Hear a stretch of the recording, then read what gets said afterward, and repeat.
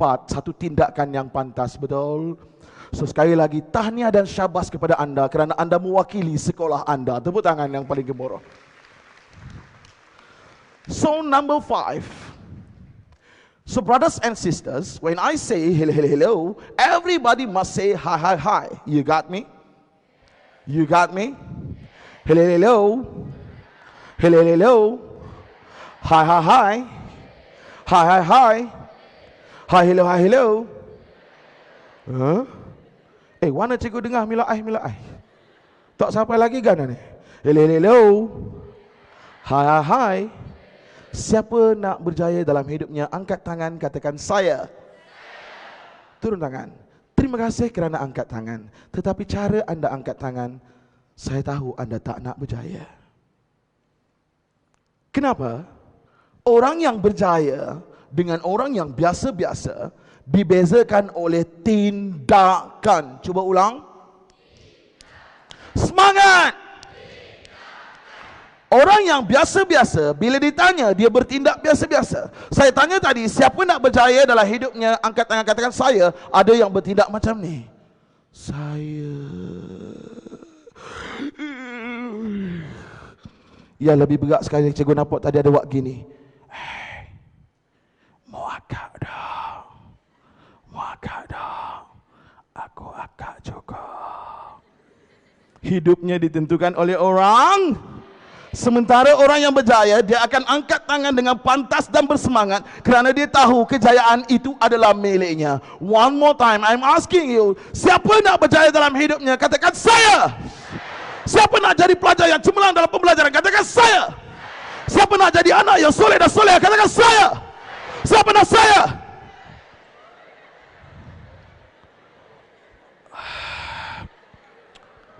Hello, hello.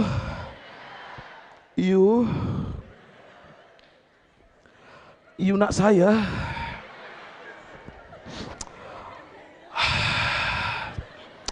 You habiskan belajar dulu you. Penat I nak tunggu you. Hello, hello. Kalau hak ni nak saya, this is normal. Tapi hak ni pun nak saya. Semangat pula tu. Saya. Mu nak gapo? Acoyak, mu nak gapo? Semoga kita tidak tergolong dalam golongan-golongan yang tercela. Hello. Siapa dah tak sabar mula belajar hari ini, angkat tangan, katakan saya. Siapa benar-benar tak sabar untuk belajar hari ini, berdiri dan angkat tangan, katakan saya. Siapa dah tak sabar, berdiri dan lompat, angkat tangan, katakan saya. Tepuk tangan yang paling gemuruh untuk diri anda semua. Silakan bergembira. Alright, brothers and sisters. Tajuk saya pada hari ini, baru nak masuk tajuk dah setengah jam dah. Ceramah saya tak panjang mana, pendek je. Okay, slide please. Wah, kacak-kacaknya kiriman Tuhan belaka. Ya. Unleash your potential. Apa maksud unleash your potential? Ya? Apa dia? Potential apa? Unleash. Apa dia? Kedapatan. Ya, bijak. Lepaskan. Okay. Lepaskan potensi anda. So brothers and sisters, untuk pengetahuan anda, sebelum saya nak bercerita jauh tentang potensi anda sebagai seorang pelajar, hari ini kita nak merenungi sama-sama bahawa pelajar yang berada di sekolah telah dihambat dengan satu masalah yang paling besar. Dan saya yakin dan percaya dalam kalangan anda juga pasti mengalami masalah ini. So brothers and sisters, kalau iya katakan iya, kalau tak katakan tak. Boleh ke boleh? Faham ke faham? So brothers and sisters, saya nak beritahu kepada anda, di sekolah hampir 10% pelajar telah mencapai kecemerlangan. Namun bilangan 10% ini banyak ke sikit? Terlalu sedikit. Dan yang 10% ni tak apa, kita tahu dia dah berjaya. Tetapi menjadi kebimbangan kita semua, yang menjadi kebimbangan kita semua apabila bilangan yang lebih besar itu adik-adik, apabila kita katakan 90% pelajar di sekolah kurang cemerlang. Dan I will prove you, di dalam dewan ini juga, siapa yang dah cemerlang, angkat tangan. Tak perlu kata saya, angkat je. Tak ada. Maksudnya dalam dewan ni 100% tak cemerlang lagi. So brothers and sisters, saya nak beritahu anda, kenapa anda masih lagi tidak mencapai kecemerlangan dalam belajar? Dengar baik-baik, bukanlah disebabkan anda tak pandai. Saya nak beritahu kepada anda tak cemerlang hari ini bukan sebab anda tak pandai, tetapi anda mengalami masalah ini, brothers and sisters. Mana bola? Main-main kau ni. Anda tak ingat apa yang anda belajar, setuju? Setuju? Okey, saya nak tanya anda, siapa yang ada masalah macam ni? Apabila dia belajar bab 2, bab 1 dia lupa. Betul? Betul iya je, betul ke betul? Apabila anda belajar bab 3, bab 2 anda lupa, bab 1 innalillah. Betul? Dan apabila cikgu beritahu, okey kelas, alhamdulillah silibus kita dah habis, maka kita akan menjerit seolah-olah itu adalah hari kemerdekaan. Hooray!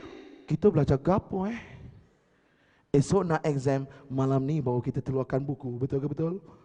So brothers and sisters, ini masalah besar para pelajar adik-adik.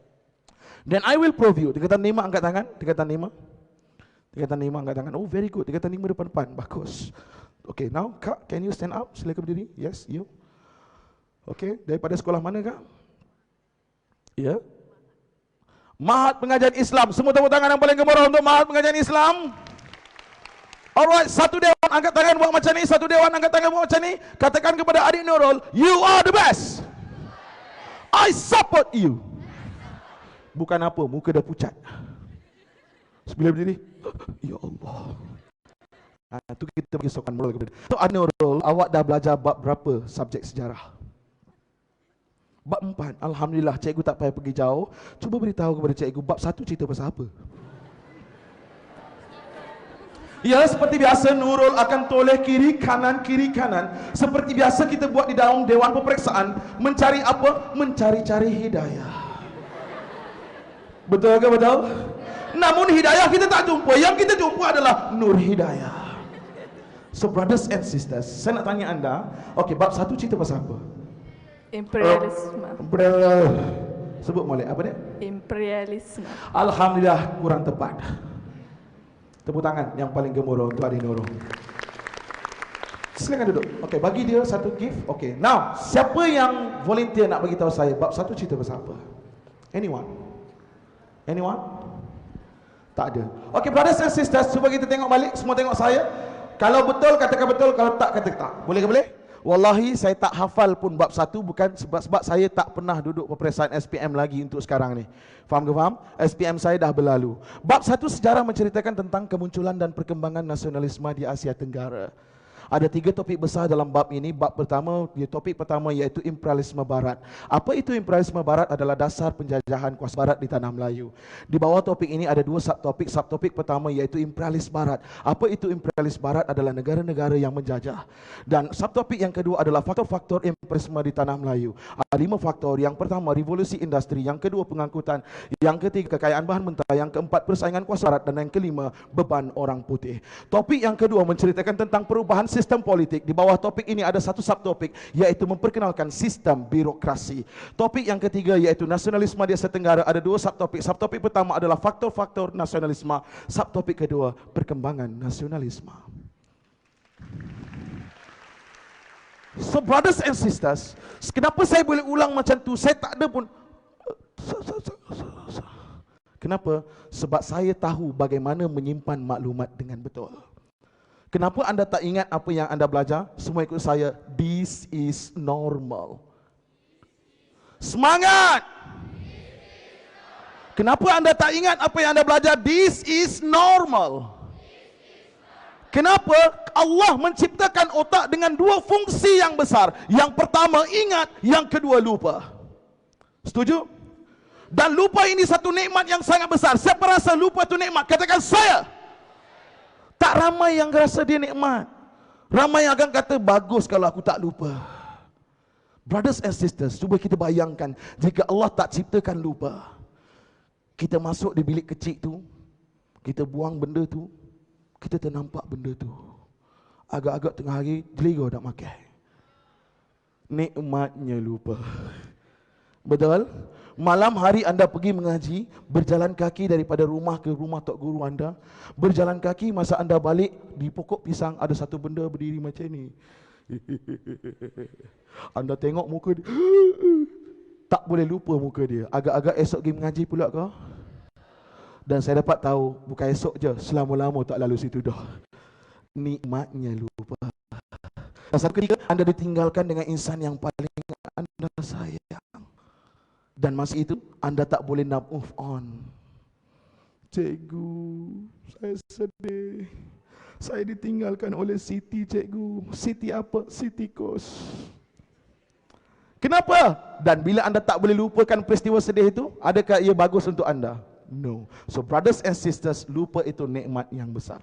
So bagaimana anda nak ingat apa yang belajar dengan mudah? Siapa nak tahu? Katakan saya. Siapa nak belajar? Katakan saya. Saya buktikan kepada anda. Alright?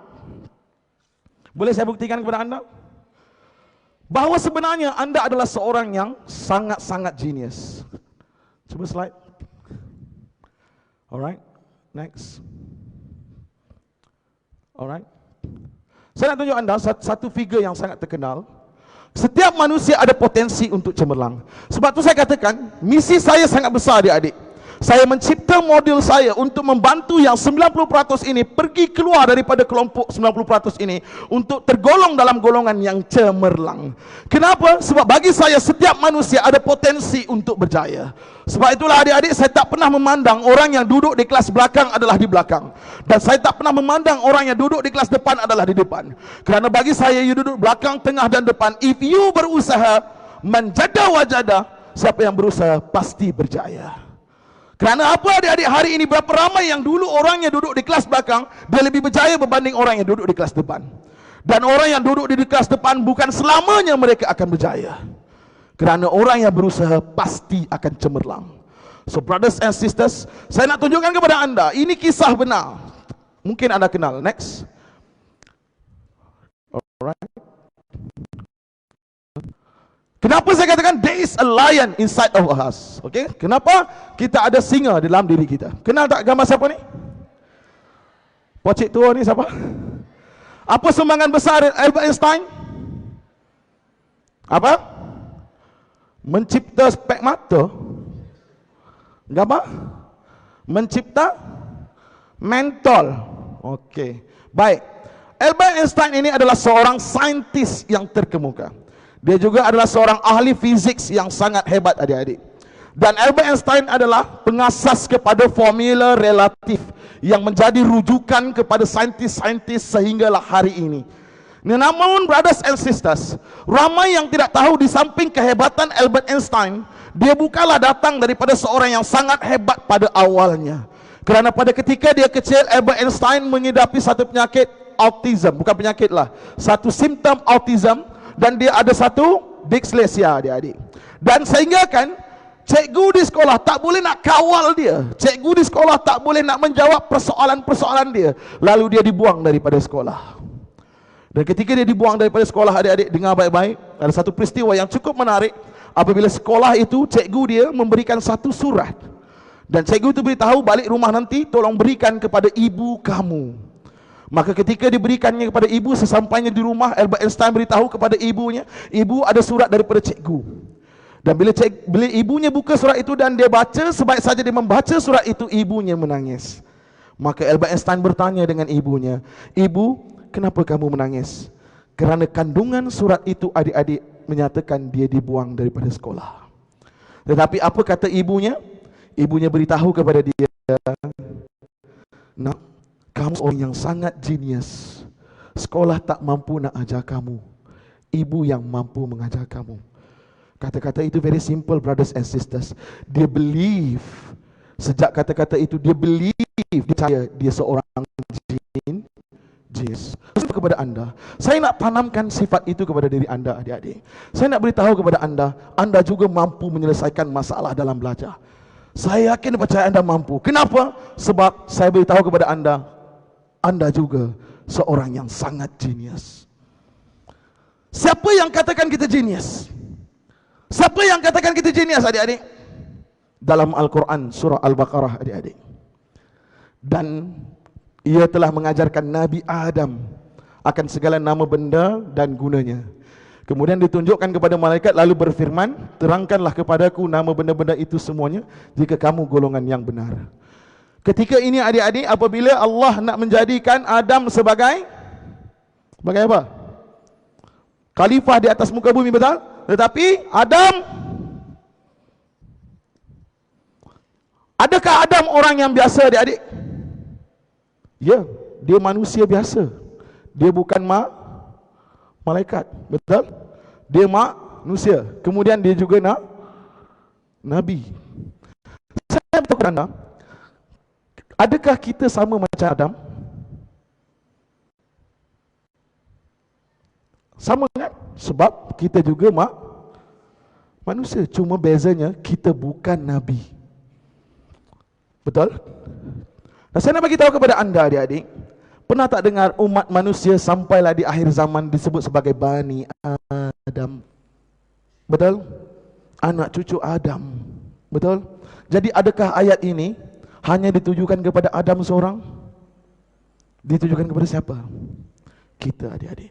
Ayat ini menjelaskan kepada kita bahawasanya manusia diciptakan tidak ada yang bodoh, adik-adik. Semuanya pandai dan cerdik.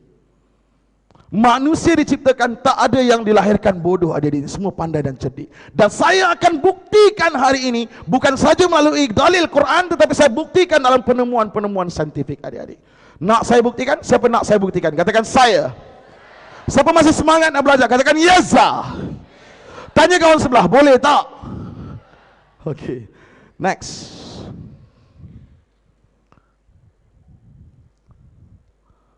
Allah. Okey, apa bukti anda genius? Nak saya tunjukkan bukti?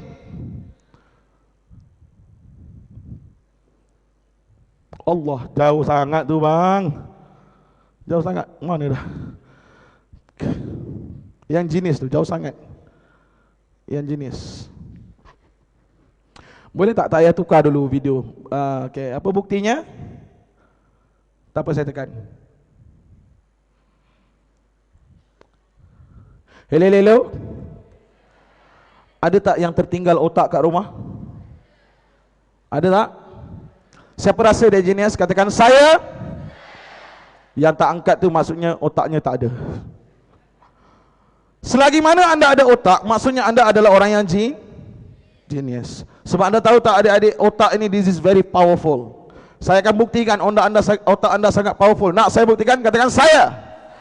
Bila saya keluarkan satu kenyataan di sini, tolong baca serentak. Boleh ke boleh? Serentak dan kuat. Boleh ke boleh? Faham ke faham? Are you ready? Siapa ready? Katakan Yaza. Siapa ready? Katakan Yaza. Okey. 1, 2, 3.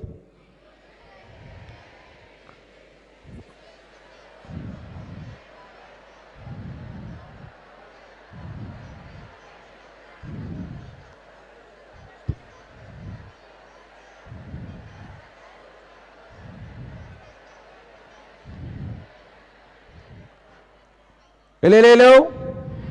Awak sedar ke sedar ketika awak baca perkataan itu hurufnya terbalik. Tetapi kenapa tidak ada seorang pun dalam kalangan anda yang baca begini? Ikut jian cema briga universiti saya. Kenapa? Semua boleh membacanya dengan baik mengikut kajian Cambridge University. Kenapa, brothers and sisters? Because your brain is very powerful dan you are genius. Tepuk tangan yang paling gemuruh untuk diri anda. Saya tunjukkan lagi. Apa yang menjadikan otak kita, dia tak membaca huruf satu persatu, dia akan capture sekaligus. Bila dia capture sekaligus, otak kita akan terus boleh baca dengan baik. Inilah function yang disebut dalam otak kita visualization. Cuba ulang. Satu kajian dibuat di sebuah universiti di Kanada. Di mana? Kau sebut je lah Kanada.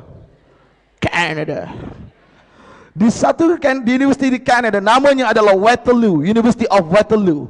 Dia kumpulkan 100 orang pelajar di universiti tersebut dan diberikan kepada mereka 40 ayat yang berbeza dalam masa 5 minit.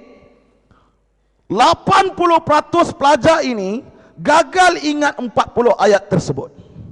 Namun apabila ditukar, pelajar yang sama diberikan 40 objek yang berbeza dalam masa yang sama 5 minit. 80% pelajar ini berjaya ingat 40 objek ini. Kenapa? Kenapa? Sebab otak kita menyimpan maklumat dalam bentuk visual. Cuba ulang. Apa tandanya? Nak saya buktikan? Nak saya buktikan? Siapa nak katakan saya? Okey. Sorry, kenapa terkeluar sekaligus macam tu? Okey, semula. Okey, bila saya minta anda bayangkan sebiji apple. Cuba bayangkan sebiji apple. Dah? Dah bayangkan? Siapa dah bayangkan? Katakan aha. Oh, kenyang nampaknya. Okey, ketika anda bayangkan sebiji apple, siapa nampak apple tu macam ni? Tak? Macam tu? Mana ni? Macam tu? Betul? Macam tu? Mana ni? Betul? Ini kita simpan maklumat dalam bentuk verbal, dia simpan maklumat dalam bentuk visual. Faham ke faham? Now brothers and sisters, saya nak tunjukkan kepada anda yang lagi power. Siapa nak tengok? Katakan saya. Okay, anda sebenarnya adalah orang yang sangat genius. Nak tak saya tengok? Tunjukkan sini. Alright. Semua ikut saya. Semua ikut saya. Kawan-kawan, semangat. Kawan-kawan, saya nak ceritakan kisah seorang petani. Seorang petani membina pagar.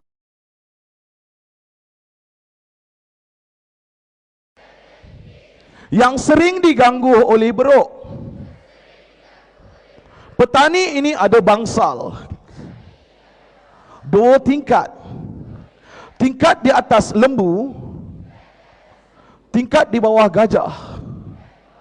Kenapa gajah kat bawah? Ya, kau letak gajah kat atas dengan petani-petani itu, innalillah. So brothers and sisters, saya nak beritahu kepada anda, semua ikut saya, hashtag boom, hashtag I am genius. Cuba ulang balik kisah yang pertama ada apa? Seorang petani, dia buat apa? Untuk jaga siapa? Diganggu oleh siapa? Dia apa? Siapa kat bawah? Tahniah, anda semua dah hafal teori fizik pendulum period time yang paling susah di peringkat universiti. Tepuk tangan. Saya nampak anda berpandang sesama sendiri. Sebagai saya, hashtag boom, hashtag